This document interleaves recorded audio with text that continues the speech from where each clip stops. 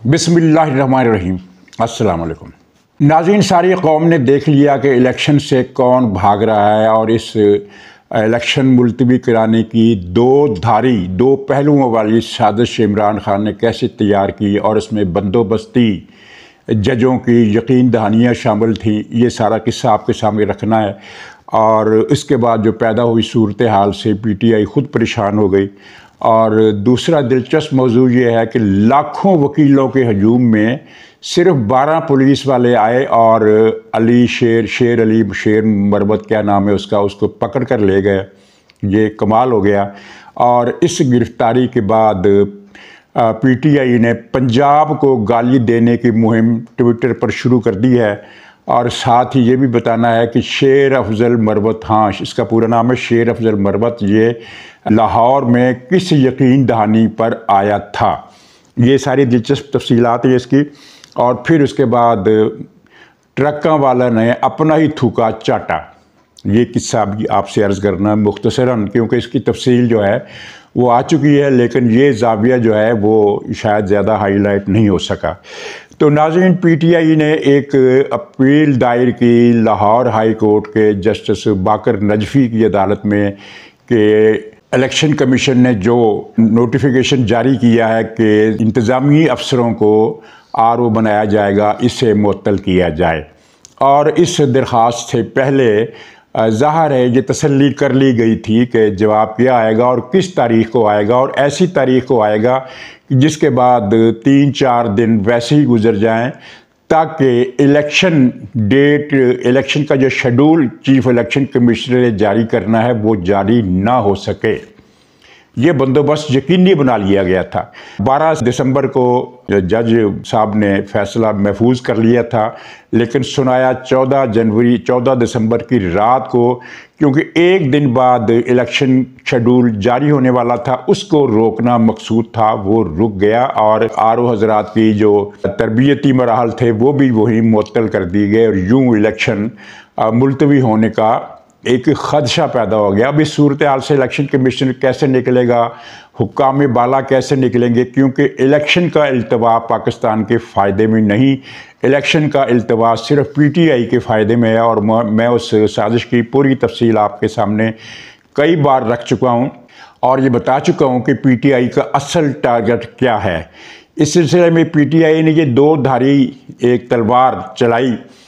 एक तरफ वो इलेक्शन को मुलतवी करने के लिए एड़ी चोटी का जोर लगाए हुए, क्योंकि उसे पता है कि इलेक्शन हुए तो नतीजा क्या आएगा। इस मकसद के लिए ख़ास तौर पर पख्तूनख्वा में बड़े वसी पैमाने पर दहशतगर्दी का प्रोग्राम भी है, जिसकी इतलात ज़ाहिर हुकूमत और इंटेलिजेंस इदारों को पूरी तरह दस्तयाब हैं, लेकिन कहीं ना कहीं वो अपना काम दिखा जाते हैं। और जिस तरह डेरा इस्माइल खान में उन्होंने बहुत बड़ी वारदात की, एक ही हमले में 23 जवान शहीद और 30-35 ज़ख्मी कर दिए।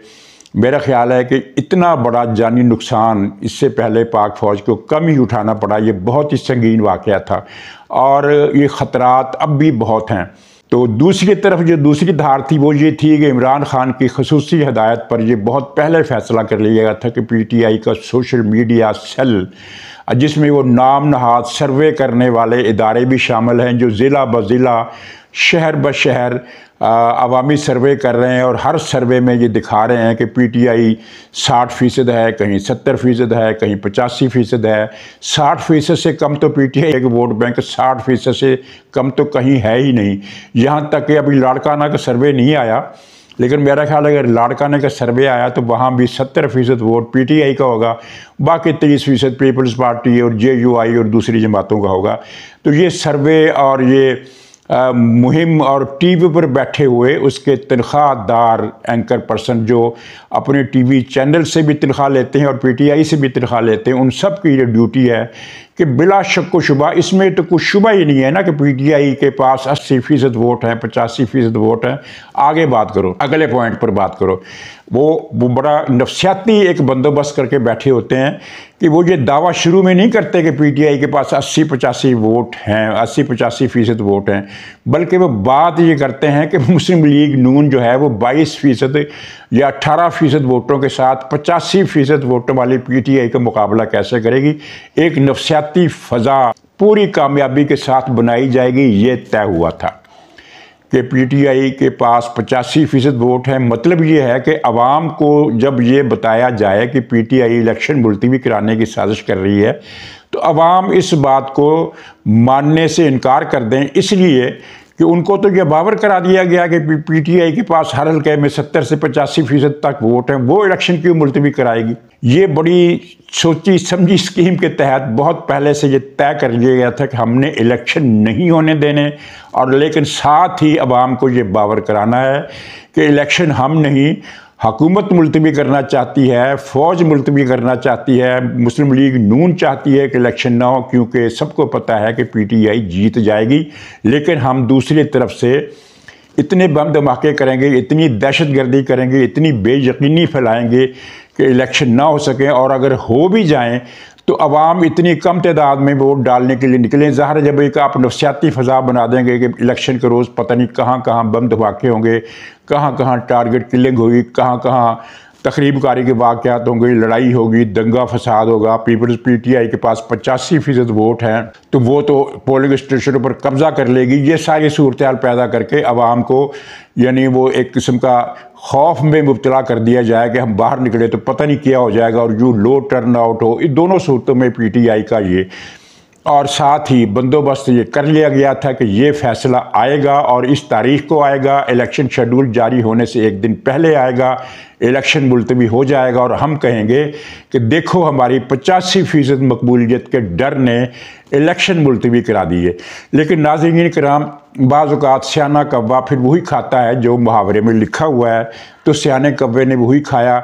जैसे ही ये जिट मंजूर हुई और इलेक्शन शेड्यूल से एक दिन पहले बड़े ही माना खेज अंदाज में राहत के 12 बजे के बाद नजफी साहब ने इलेक्शन कमीशन का नोटिफिकेशन मुअत्तल कर दिया। इससे पहले अदलिया इनकार कर चुकी है कि हम अपने अमले को इंतखाबी खिदमत के लिए फराहम नहीं कर सकते। उसके बाद इलेक्शन कमीशन के पास कोई और चारा ही नहीं था कि वो इंतज़ामी अफसरों से मदद ले। अब उनके पास एक चारा और है कि वो उस्ताज़ा महकमा तालीम से ये खिदमत हासिल करें। तो और अगर उन्होंने ये खिदमत हासिल करने की कोशिश की तो पीटीआई इसे भी चैलेंज कर देगी, और नतीजा बंदोबस्ती जजों के ज़रिए पहले से ही तय है कि वो यही आएगा, यानी कि इलेक्शन मुलतवी कराने की हर मुमकिन कोशिश की जाएगी। तो खैर, मैं बात कर रहा था कि जब ये खबर आई फैसले की तो बिजली की तरह पूरे पाकिस्तान में ये तसर फैल गया, जिसने पीटीआई के पांव तले से ज़मीन निकाल दी कि ये क्या हो गया।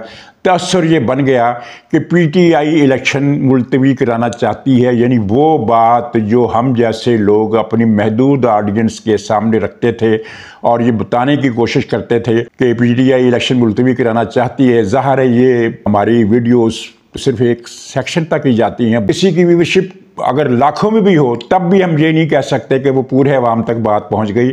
लेकिन अल्लाह का करना या तकदीर का करना या हालात का करना या इनकी बदकिस्मती जो इन पर 60-70 का दौर आया हुआ है, उसके नतीजे में ये एक ही दिन में वो काम हो गया जो शायद हम जैसे सैकड़ों लोग अपने व्लॉग्स में बहुत सारे व्लॉग करके भी ना कर सकते। वो काम इस एक रिट समात ने कर दिया, और इसमें मेरा ख्याल है जस्टिस बाकर नजफी साहब का शुक्रिया अदा करना बनता है कि उनके इस इकदाम से, बज़ाहिर तो उन्होंने पीटीआई को फेवर दी, लेकिन इस इकदाम से पीटीआई नंगी हो गई और सारे पाकिस्तान को पता चल गया कि कौन है जो इलेक्शन से भागना चाहता है और कौन है जो इलेक्शन को मुलतवी कराने की साजिशें कर रहा है। और फैज़ और बिज्जू बाजवा के दौर से जो हजरात अपनी अपनी पोस्टों पर जमा दिए गए थे, उनके ज़रिए अब भी किस तरह काम लिया जा रहा है।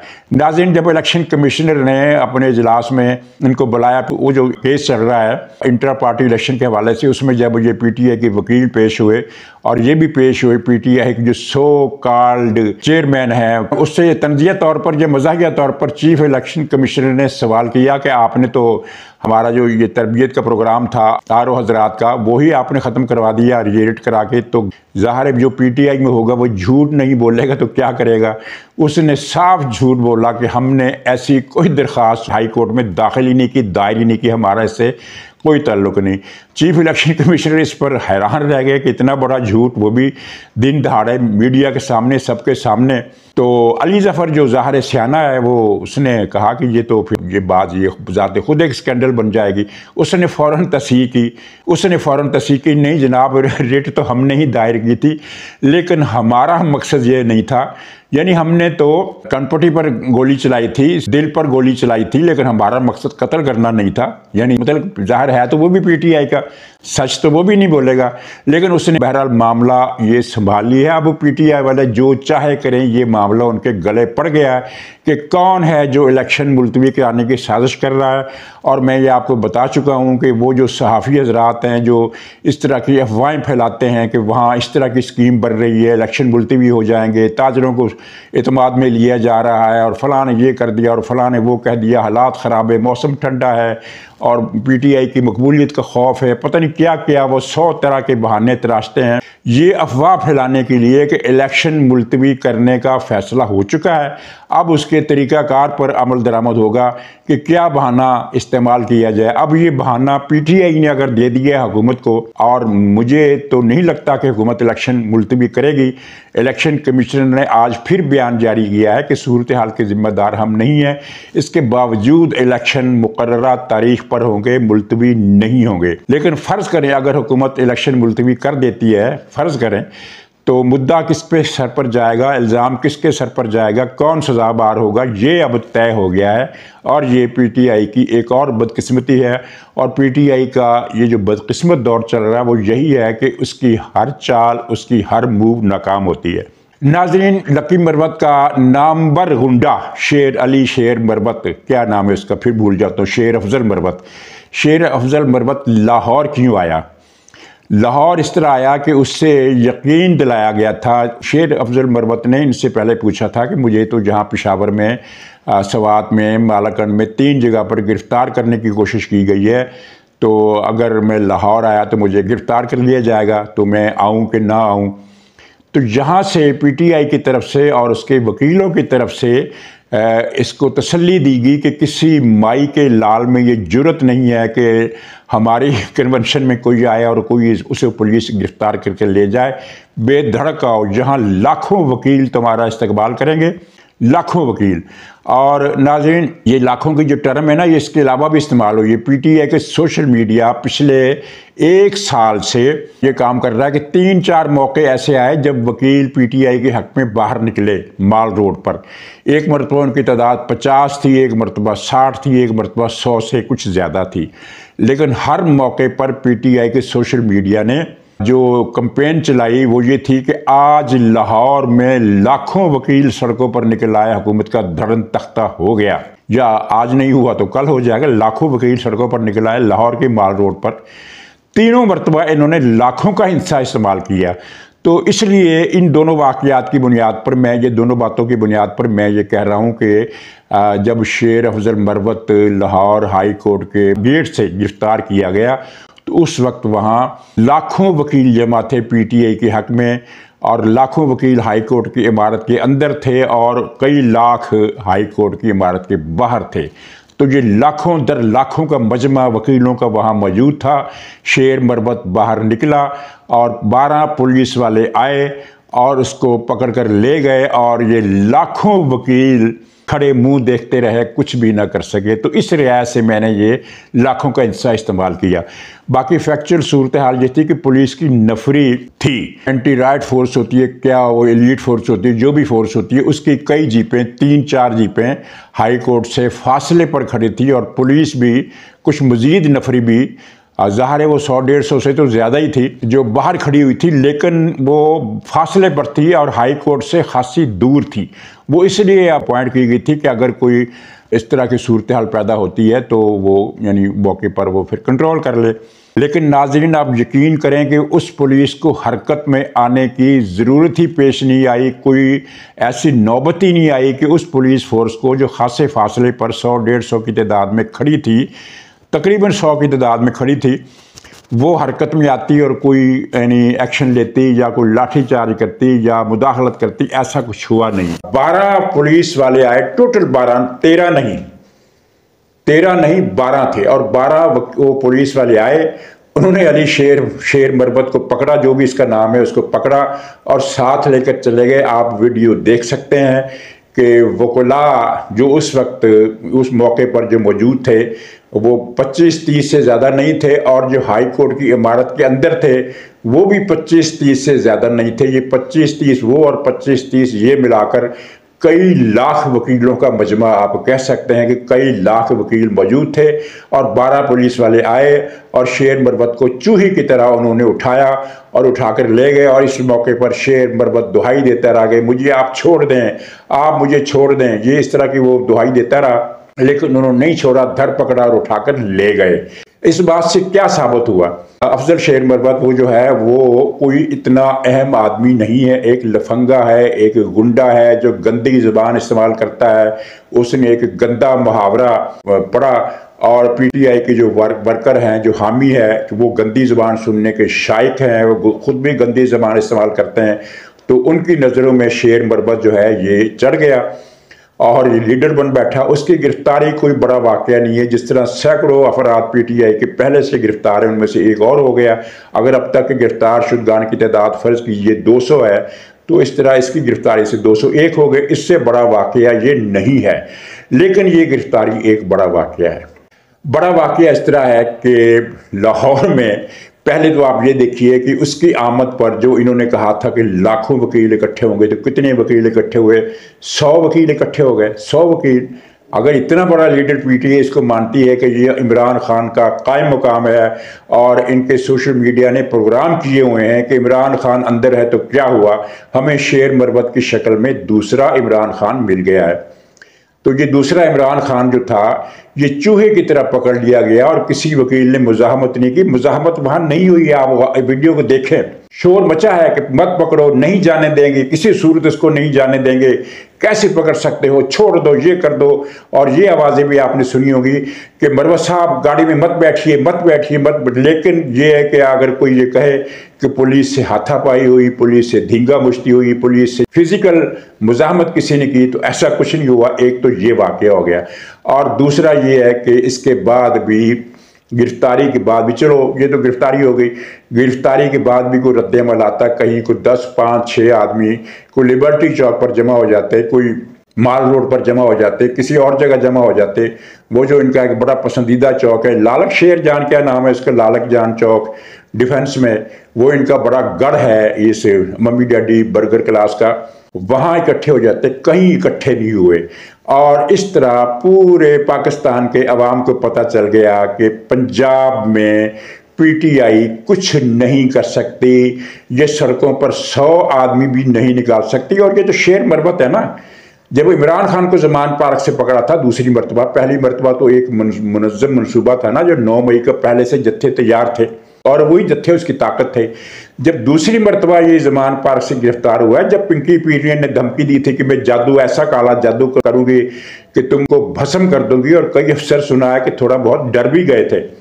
और ज़ाहिर है इसको बुज़दिली नहीं कहते, क्योंकि काला जादू एक ऐसी चीज़ है जिसका आप मुकाबला बहादुरी से नहीं कर सकते, यानी वहाँ बहादुरी काम नहीं आती, वो तो काला जादू शैतानी कुव्वत है। तो कुछ अफसर डर भी गए कि पता नहीं ये क्या करने वाली है। तो उस वक्त जब गिरफ्तार किया गया तो पूरे पाकिस्तान से कोई निकला नहीं निकला।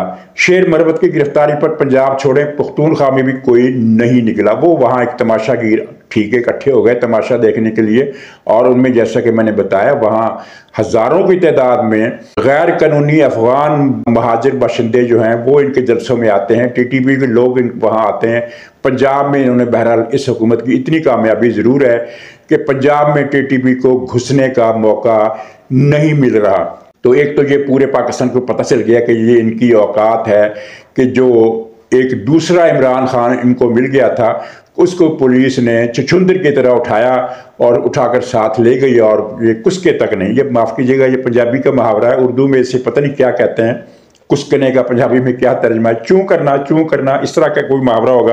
अब इसके बाद पीटीआई ने कैंपेन चला दी है कि पंजाब से कोई नहीं निकला, मुझे पंजाबी होने पर शर्म आ रही है, मुझे अपने पंजाबी होने पर शर्म आ रही है, मैं अपने पंजाबी होने पर शर्मिंदा हूँ। इमरान खान को जब गिरफ्तार किया गया था जवान पार्क से और कोई नहीं निकला था। तो इस किस्म का ट्रेंड उस वक्त भी चला था कि मुझे अपने पंजाबी होने पर शर्म आती है, लेकिन इस मरतबा ये ट्रेंड थोड़ा ज़्यादा इन्होंने चलाया है कि पंजाबी, यानी ये पंजाबियों को गाली देने की कोशिश है। भाई निकला तो पख्तूनख्वा में भी कोई नहीं है, तो कह दो ना कि मुझे अपने पठान होने पर भी शर्म आती है। सिंध में भी कोई नहीं निकला, कह दो कि मुझे अपने सिंधी होने पर शर्म आती है। कराची में भी कोई नहीं निकला, कह दो मुझे महाजिर होने पर शर्म आती है। बलूचिस्तान में भी कोई नहीं निकला, कोई कह दो कि मुझे अपने बलोच होने पर शर्म आती है। लेकिन नहीं, फिलहाल उन्होंने पंजाब को टारगेट किया है। और नाजरीन, ये चीज़ मामूली नहीं है। पख्तूनख्वा से मरबत शेर पार्टी और इस तरह के बहुत सारे दूसरे लोग हैं जो हर रोज़ ट्वीट करते हैं कि पंजाबियों इंतज़ार करो, हम आएंगे और पता नहीं कौन से गौरी की तरह और कौन से अब्दाली की तरह तुम्हें तहस नहस कर देंगे और तुम्हारी ईंट से ईंट बजा देंगे और तुम तो हमेशा से गुलाम रहे हो। ये जो एक पंजाबियों को गाली देने का ये पैगामात आ रहे हैं ना सोशल मीडिया पर, ये पख्तून आबादी की तरफ से नहीं आ रहे, ये शेर मरबत पार्टी की तरफ से आ रहे हैं।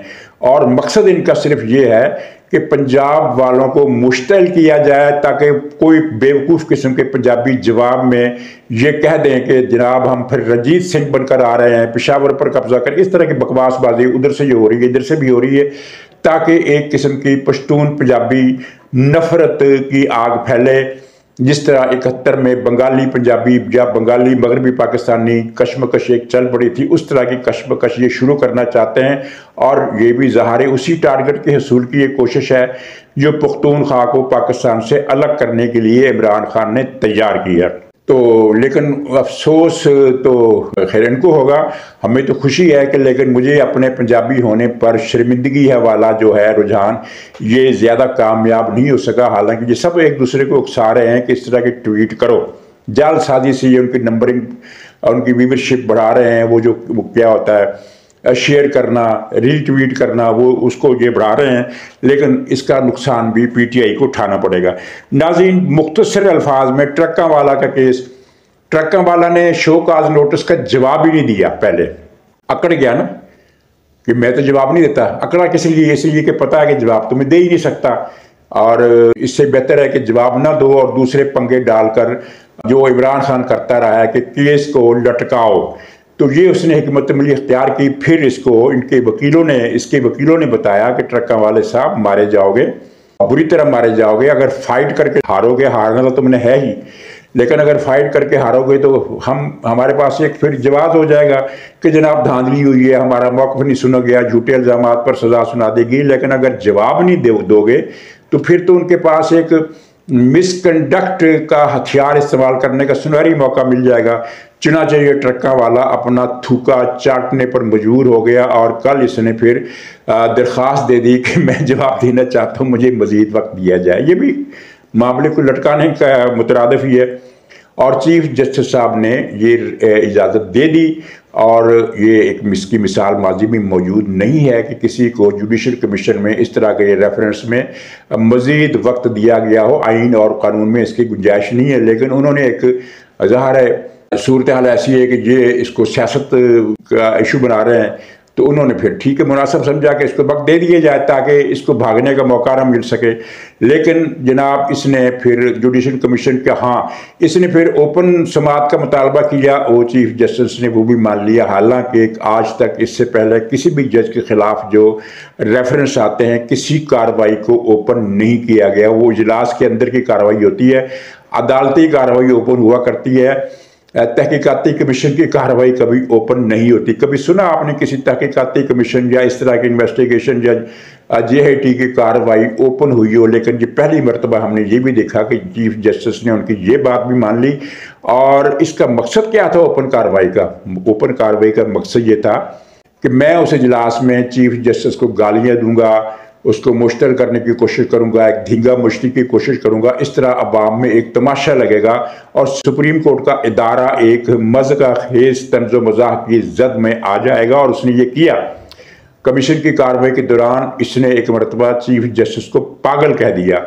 और ये फाइज ईसा, जिनके बारे में ये पीटीआई के सोशल मीडिया मशहूर करता है कि बड़े जज्बाती आदमी हैं, उन्होंने ये हमला बर्दाश्त किया और इस हमले का जवाब ही नहीं दिया। यूँ इसकी इश्तिहाल अंगेज़ी की कोशिश नाकाम हो गई। ओपन कार्रवाई का मुतालबा जो था उसका मकसद ही ये था कि ये इजलास में गुंडागर्दी करेगा, अपनी वकीलों के जरिए भी गुंडागर्दी करवाएगा और वो गुंडागर्दी का तमाशा फिर ज़ाहिर अखबारात में रिपोर्ट होगा और जब ये रिपोर्ट होगा तो सुप्रीम कोर्ट जो है वो एक मुतनाज़िया किस्म का इदारा बन जाएगा या बनाने की कोशिश की जाएगी और उसका एक तमाशा लगेगा। ये था मकसद और बहरहाल काजी फाइज ईसा साहब ने जो मुनासिब फैसला समझा वो किया उन्होंने। तो अब देखिए ये अगले इजलास में क्या गुंडागर्दी करता है। यकम जनवरी तक इसको मोहलत मिली है, इसने अपना ही थूका चाटा है और यकम जनवरी तक भी ये मुश्किल है कोई जवाब दे। अगर कोई जवाब देगा तो वो इधर उधर की चीज़ें होंगी, जवाब उसमें गायब होगा और फिर उसके कुछ दिन के बाद कार्रवाई होगी और मेरा ख्याल है वो कार्रवाई जो होगी वो फिर फैसला कुन साबित होगी और ये ट्रकों वाले की छुट्टी हो जाएगी। तो नाज़रीन इजाज़त दीजिए, इंशाअल्लाह अगले प्रोग्राम में फिर मुलाकात होगी, तब तक के लिए खुदा हाफिज़।